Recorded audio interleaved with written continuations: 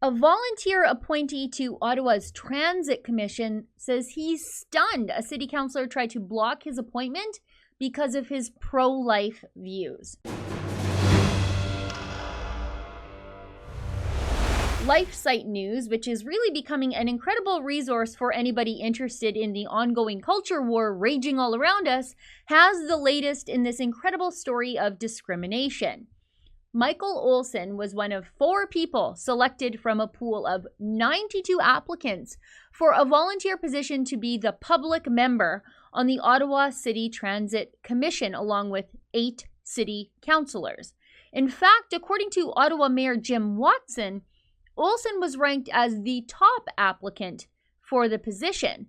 But Olson's selection was very nearly blocked by Councillor Sean Menard, who said that Olson's quote-unquote significant advocacy on behalf of pro-life groups should disqualify him. Menard also said that transit is a gender issue and said, quote, "I don't apologize for raising social issues that I think transit does overlap." Alyssa Golub, the founder of the political pro-life group It Starts Right Now, had some choice words for that intolerant city councillor.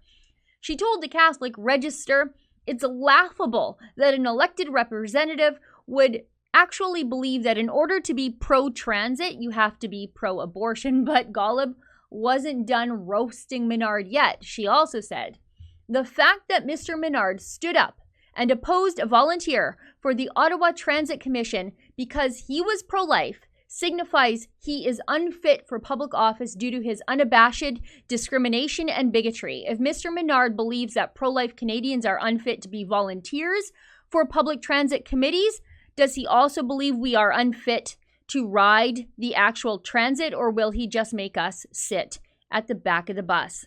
You know what? Golub is right. This really is the last acceptable bigotry.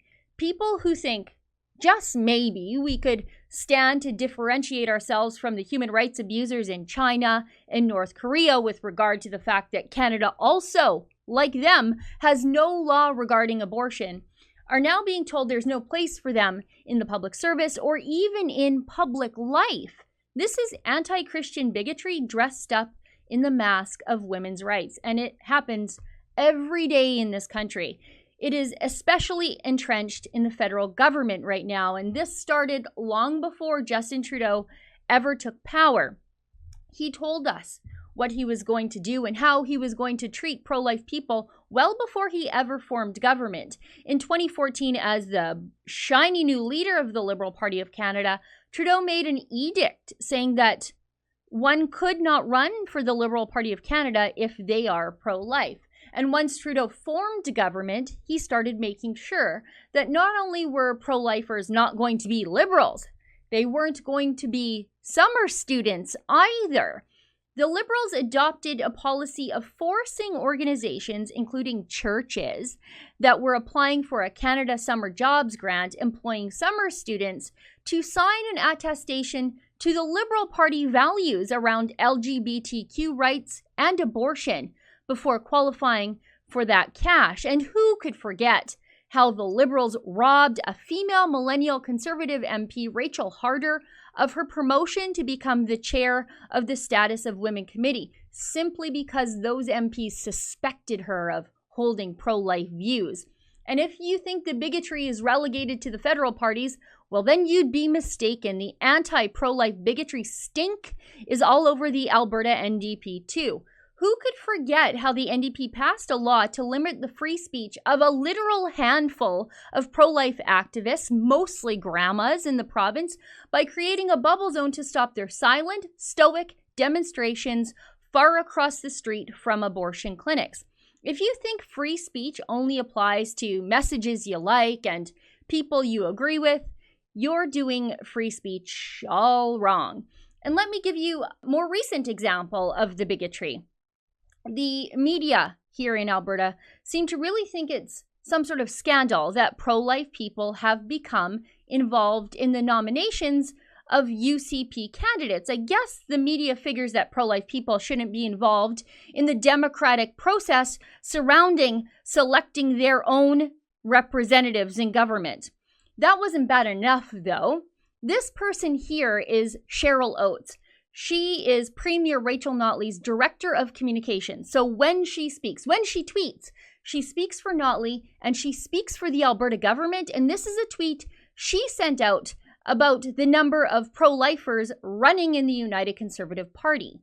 Anti-abortion activists claim to represent 40% of UCP nominations. Albertans deserve to know which ones they are before they vote. What Oates is saying here, and let's remember it's her job to speak on behalf of Rachel Notley and the Alberta government, that pro-life people just have no business running for public office. That's the only reason Oates thinks this is problematic. What does Oates want here? A religious purity test before someone can run as an MLA? No Catholics allowed?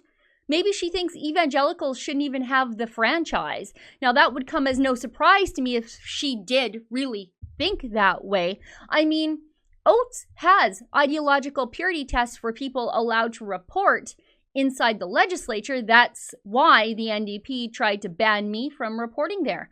I just have the wrong ideas. And really, it should come as no surprise to Cheryl Oates that pro-life people gravitate to a Conservative Party that says they believe in freedom of conscience, as opposed to NDP totalitarian groupthink.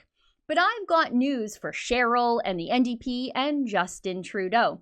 These progressives want to talk about diversity, literally all of the time, but they never mean diversity of opinion and diversity of thought or even diversity of religion. They just mean diversity of color, which is the most shallow, laziest, most superficial form of diversity. Shouldn't the government be reflective of the general sentiment of the overall population? Let me explain what I'm talking about here.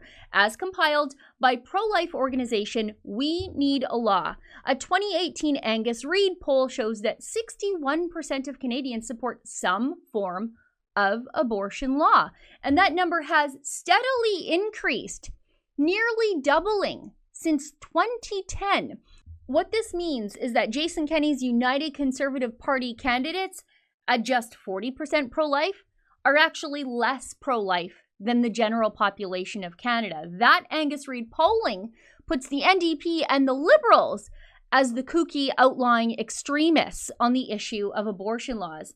But it also puts them right in line with the likes of China and North Korea. And even if you don't care about abortion either way, and it's not a top-of-mind issue for you in this upcoming election, which again, polling suggests it's not for a majority of Albertans, I think most normal, reasonable people would say that chasing decent, willing, and able people out of volunteer positions or government jobs because of their private views on life is bigoted at best and totalitarian at worst.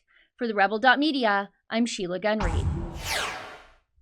We have yet another way for you to get your Rebel Media fix. All of our premium shows are available as downloadable audio podcasts. You can get them at therebel.media/listen, or find us on any of your favorite podcast directories. And while you're there, do not forget to leave us a 5-star review.